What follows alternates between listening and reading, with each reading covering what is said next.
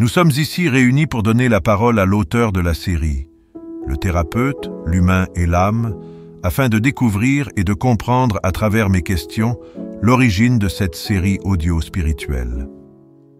Quelle a été votre inspiration initiale pour créer une série mettant en scène un dialogue entre un thérapeute, un humain et une âme?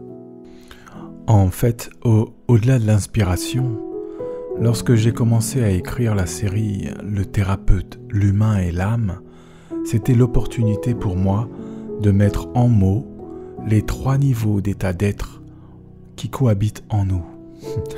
Le thérapeute, l'humain et l'âme qui ne sont qu'en fait qu'une seule et même personne, c'est-à-dire l'être humain dans le projet d'incarnation.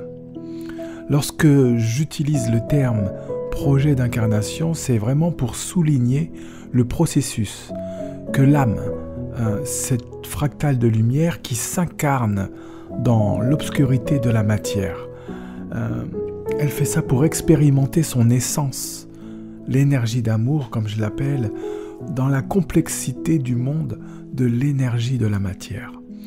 Et par cette union d'énergies opposées, l'âme et l'humain doivent trouver leur équilibre pour coexister. Et c'est là, justement, qu'intervient le thérapeute, qui vient initier l'équilibre et l'harmonie dans ce temps de vie qu'est le projet d'incarnation entre l'humain et l'âme. Pourquoi avez-vous choisi spécifiquement un thérapeute, un humain et une âme comme personnages principaux pour cette œuvre? Qu'est-ce qui vous a conduit à utiliser ces figures pour explorer les concepts d'amour et de spiritualité?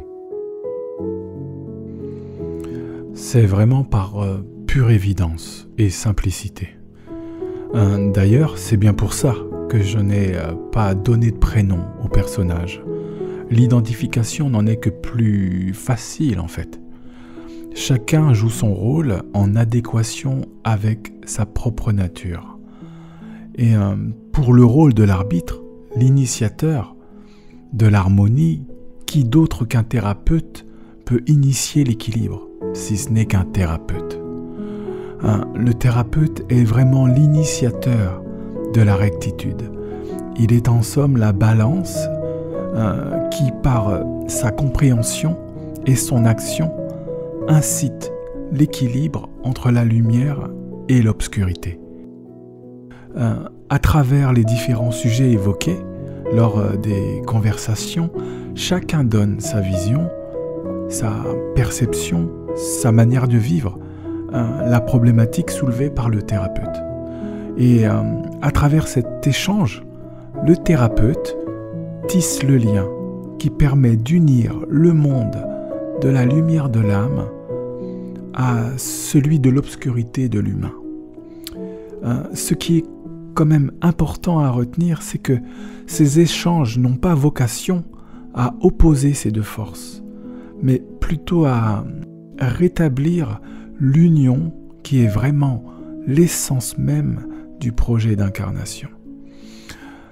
C'est pour ça que des 3 personnages, le thérapeute est la posture la plus importante à envisager en soi.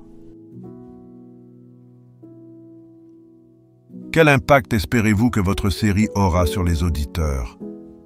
Y a-t-il un message particulier ou une prise de conscience que vous souhaitez provoquer chez votre audience? Il n'y a pas d'impact recherché particulièrement. Ce serait plutôt susciter l'intérêt d'un questionnement plus profond sur ce que l'on vit tous au quotidien. Nous sommes souvent dans cette matérialité excessive et parfois nous recherchons des réponses dans le monde spirituel. Et très souvent, en essayant et en recherchant des techniques dans diverses traditions, on finit par se perdre et par basculer dans une spiritualité excessive. Ce qui en définitive n'apporte pas de solution, mais davantage de questions.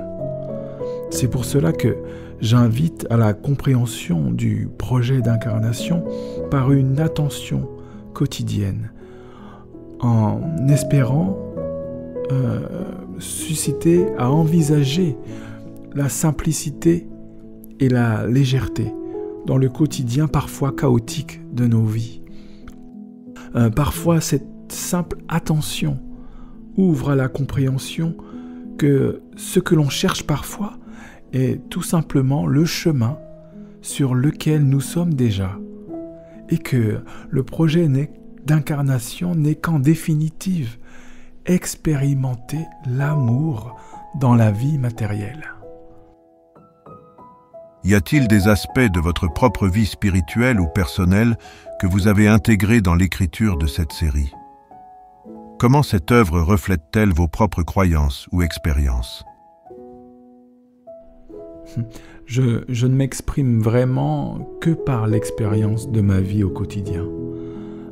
Tous les sujets visités ne sont que des transcriptions des mouvements de la vie dans laquelle je vis.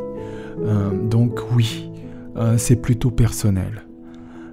Il est vraiment plus simple pour moi de mettre en mots ce que je traverse et partage au quotidien. Lorsque j'accompagne des personnes dans leurs problématiques de vie, je n'ai de cesse que de répéter inlassablement le même discours sur la vie, sur le projet d'incarnation, l'énergie d'amour, l'énergie de guérison et l'importance de vivre ici et maintenant dans l'énergie qui ensemence la paix et la joie, c'est-à-dire l'amour. Et souvent, j'utilise une phrase « Et si l'amour était l'unique expérience à vivre, que feriez-vous maintenant ?»